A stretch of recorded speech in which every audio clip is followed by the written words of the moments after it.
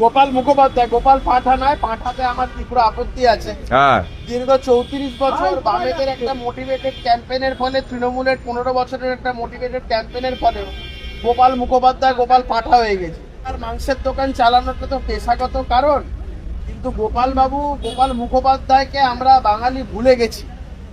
আমি আমাদের রাজ্যের জনদরদী মুখ্যমন্ত্রী মাননীয় শ্রী শুভেন্দু অধিকারী মহাশয়কে ধন্যবাদ জানাবো, এবং এই ছবিটা আমি উপহার স্বরূপ তার জন্যই নিয়ে এসেছি। আমি ওনার হাতেই আজকে তুলে দেবো। গোপাল মুখোপাধ্যায়ের নামে কলকাতার যে রাস্তাকে তিনি ডেডিকেট করেছেন, নামাঙ্কন করেছেন, এটার জন্য তার অত্যন্ত ধন্যবাদ প্রাপ্য। এবং এটা বিজেপির পুরনো কালচার, নাম চেঞ্জ করা। সরওয়ার্দী সাহেবের নামে রাস্তা মুছে দিয়ে গোপাল মুখার্জির নামে এটা করছি। কথা হলো কোন সরওয়ার্দী? ওরা কি জানে? ইতিহাসে দুজন বিখ্যাত সরওয়ার্দী আছেন। একজন সরওয়ার্দী বড় সার্জন ছিলেন, ডক্টর ছিলেন, ক্যালকাটা ইউনিভার্সিটির প্রথম ভাইস চ্যান্সেলর ছিলেন, গ্রেট স্কলার ছিলেন। অতএব যেই লোকটার ডাক্তার, তার তো হিন্দু মুসলমান ব্যাপার না। যেই লোকটা ক্যালকাটা ইউনিভার্সিটির মতো ইউনিভার্সিটির ফার্স্ট ভাইস চ্যান্সেলর, তার মতো তো হিন্দু মুসলমান খোঁজা যায় না। কিন্তু এরা ভাবলো এই সরওয়ার্দী মনে হয় 1946-এ যে মুসলিম লীগের যে লিডার ছিল, এখানকার প্রিমিয়ার ছিল অবিভক্ত বাংলার, দ্য গ্রেট কলকাতা কিলিংসের সঙ্গে যার নাম জড়িত, ভাবছে ওর নামটা মুছে যদি গোপাল মুখার্জির নাম এনে দিই, তাহলে একটা বিশাল তাক লাগানো ব্যাপার হবে, হিন্দুরা খুশি হবে যে আমরা মনে হয় ওই দ্য গ্রেট কলকাতা কিলিংসের বদলা নিয়ে নিলাম। এরকম একটা মানসিকতা। বিজেপির পুরনো কালচার, নাম চেঞ্জ করা। আলাহাবাদের নাম প্রয়াগরাজ করেছে, মোগল সরায়ের নাম, যেহেতু মঙ্গল কথাটা আছে, মোগল সরায়ের নাম চেঞ্জ করে দীনদয়াল উপাধ্যায় স্টেশন করেছে। অথচ এর আগে দীনদয়াল উপাধ্যায় স্টেশন আর একটা ছিল, তাও করেছে। আসলে এদের কাছে ডেভেলপমেন্ট তো কিছু নেই। এই মুসলমানদের নাম মুছে দিচ্ছি, হিন্দুদের নাম দিচ্ছি। অথচ পাকিস্তানে দেখুন, এই রিসেন্ট পাকিস্তান 9টা মনে হয় শহর বা 9টা স্থানের জায়গা, যেটা একসময় হিন্দু নাম ছিল সেটাকে পাল্টে মুসলিমদের নামে করা হয়েছিল, ইসলামিক নাম। সেই ইসলামিক নাম পাল্টে হিন্দুদের সেই পুরনো নাম তাদেরকে ফিরিয়ে দিয়েছে। মানে তাদের ভুল হয়েছে, বুঝতে পেরেছে, তারা সংশোধন করছে। এরা নতুন করে ভুল করছে। মুসলমানের নাম কি মোছা সম্ভব? এরা হিন্দুদের বলতে যাচ্ছে আমরা মুসলমানদের নাম নিশান মিটিয়ে দেবো, মুসলমানদের কোনো চিহ্ন রাখবো না। তো তাজমহলটা গিয়ে আগে ভেঙে ফেলো। পুরো পৃথিবী ভারতবর্ষকে চেনে তাজমহলের জন্য।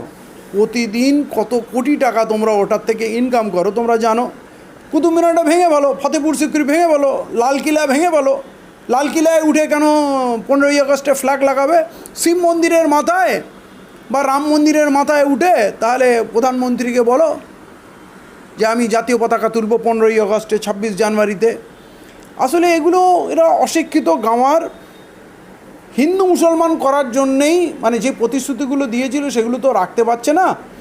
অত্যাচার হিন্দুদের উপরে ব্যাপক হচ্ছে, সেই দিক থেকে ঘোরানোর জন্যে, মলম লাগানোর জন্য ইস্যু খুঁজে বেড়াচ্ছে। কিন্তু এই বোকারা, এমনকি মুখ্যমন্ত্রীও জানে না। শুভেন্দু অধিকারীও এটা মেনশন করেছে, সরওয়ার্দী সাহেবের নামে রাস্তা মুছে দিয়ে গোপাল মুখার্জির নামে এটা করছি। কথা হলো কোন সরওয়ার্দী? ওরা কি জানে?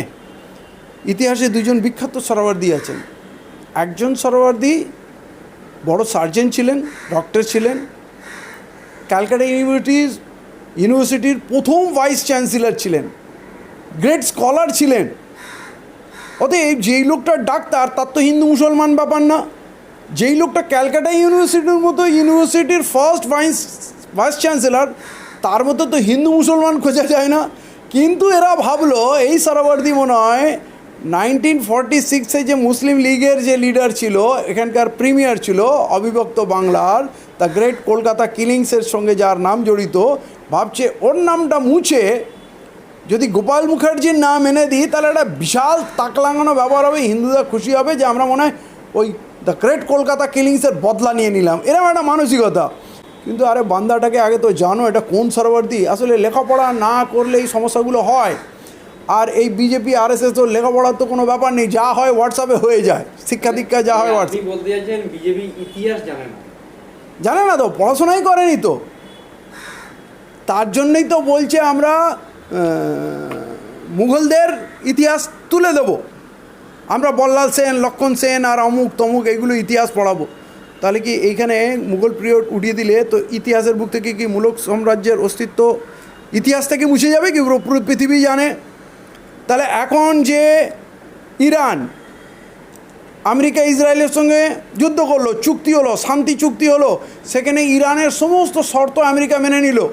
তাহলে কি এখনও কি আমরা লোককে ভুলবে যাব যে ইরানকে মেরে ভূত ছাড়িয়ে দিয়েছে, আমেরিকা খুব মেরেছে, আমেরিকা খুব জিতেছে, ইসরায়েল আমাদের ফাদারল্যান্ড জিতে গেছে? এই কথা কি আমরা লোককে বোঝাবো? পুরো পৃথিবী কিন্তু বলছে যে ইরান এখন নতুন সুপার পাওয়ার, ইরান জিতেছে, আমেরিকা ঝুঁকে গেছে, আর ইসরায়েল বাঁচবে না। তাহলে সত্যটাকে সত্য বলাটাই তো ইতিহাস। তো এরা ইতিহাস পড়ে না, এরা ইতিহাস লেখে। ইতিহাস তো পড়ার জিনিস, এরা নতুন ইতিহাস লিখছে।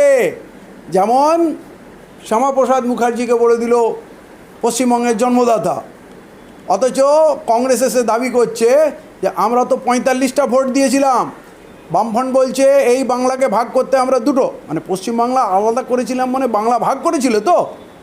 যখনই বাংলা ভাগের দায় বলবেন কার? মুসলমানদের। পশ্চিমবঙ্গ ভাগ করে নিয়ে এসছে কে? 45টা কংগ্রেস ক্রেডিট নিচ্ছে, 45টা ভোট আমরা দিয়েছি।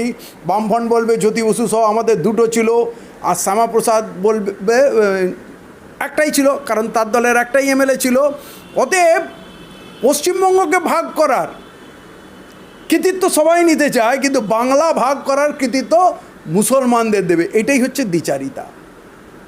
অতএব এরা ইতিহাস বিকৃত করে, এবং প্রকৃতপক্ষে এই শ্যামাপ্রসাদ মুখার্জি ব্রিটিশদের চর ছিল, দালাল ছিল, ব্রিটিশদের পক্ষে ছিল। অসহযোগ আন্দোলন এবং আরও ভারত ছাড়ো আন্দোলন, সমস্ত আন্দোলনে ব্রিটিশদের পক্ষে ছিল। এবং যখন নেতাজি সুভাষচন্দ্রের আজাদ হিন্দ ফৌজে ভারতীয় যুবকরা যখন রিক্রুটমেন্ট হচ্ছে, নাম লেখাচ্ছে, তখন এই শ্যামাপ্রসাদ মুখার্জি ভারতীয়দের ব্রিটিশদের আর্মিতে জয়েনিং করার জন্য উদ্বুদ্ধ করছিল যে আমাদের জন্য ব্রিটিশ হচ্ছে ভালো, আজাদ হিন্দ ফৌজ আমাদের জন্য ভালো না। কিন্তু বিবেকানন্দ এখন ওদের বিজেপির আইকন, নেতাজিও আইকন, মানে চুরি করা অভ্যস্ত। ইতিহাস থেকেও এরা চুরি করে মাল, মানে যারা পুরো ভারতবর্ষের ভারতরত্ন তাদেরকে ওরা বিজেপির নেতা বানিয়ে দিচ্ছে, যখন কিনা বিজেপির কোনো অস্তিত্বই ছিল না।